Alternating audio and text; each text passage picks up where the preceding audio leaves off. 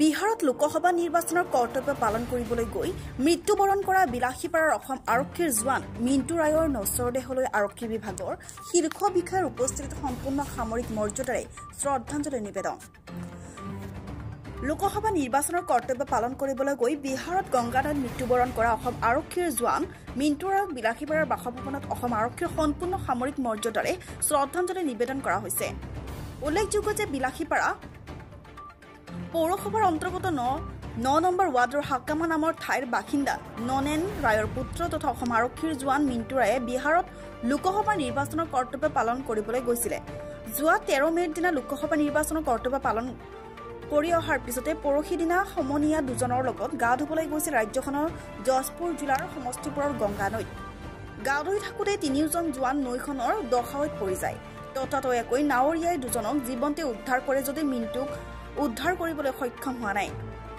কালি আবেলি NDRFে অভিযান চলাই ৰায়ৰ মৃতদেহ উদ্ধাৰ কৰিছে আৰু আজিৰ ৰায়ৰ নশ্বৰদেহ প্ৰথমটো ধুবুৰীৰ পাণবাৰীত অৱস্থিত আৰক্ষী বেটেলিয়নৰ কেম্পত শ্ৰদ্ধাঞ্জলি নিবেদন কৰাৰ পিছতে বিলাসীপাৰাৰ 9 নং ৱাৰ্ডৰ বাসভৱনলৈকে অনাৰ লগে লগে এক অৱৰ্ণনীয় পৰিস্থিতিৰ সৃষ্টি হৈছে।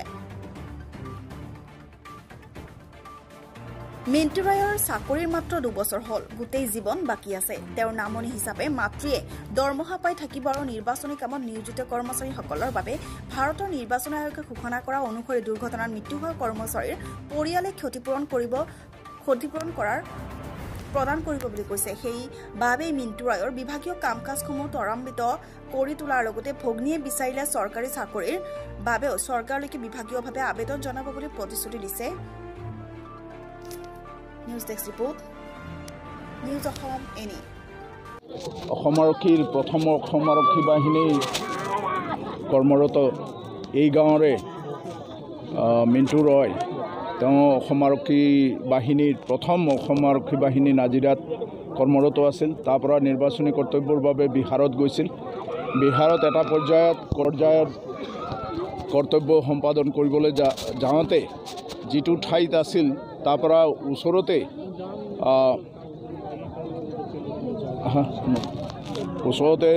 গংগা নৈ আছিল।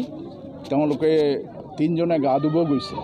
এই 3জনে গা ধুব যাওঁতে 3জনে তাত গংগা খুব দ, মানে প্ৰায় 20 ফুটমান দ আছিল। গতিকে 3জনে উটি গ'ল।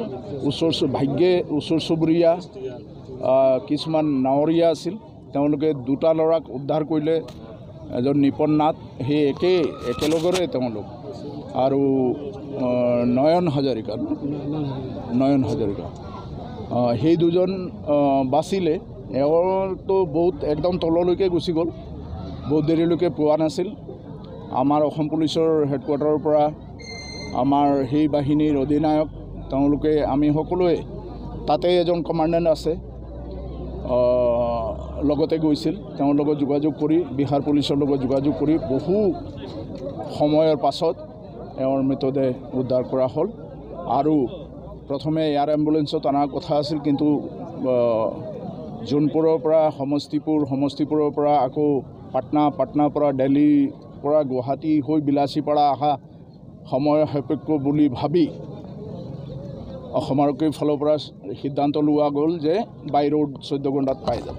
আমি কেলকুলেট কৰি আছিলোঁ টাইম টু টাইম। আমাৰ SP ধুবুৰী তেওঁ মনিটাৰ কৰি আছিল, আমাৰ কমাণ্ডেণ্ট মহোদয় তাৰ লগত আমিও মনিটাৰ কৰি আছিলোঁ। তাত যোনে যাৰ লেভেলত, চব লেভেলত চেষ্টা কৰি দেখুওৱা হৈছিল। আল্টিমেটলি আমি ভাবিছিলোঁ প্ৰায় 12টা মানত আহি পাব, তাৰ আগতে আহি পালে।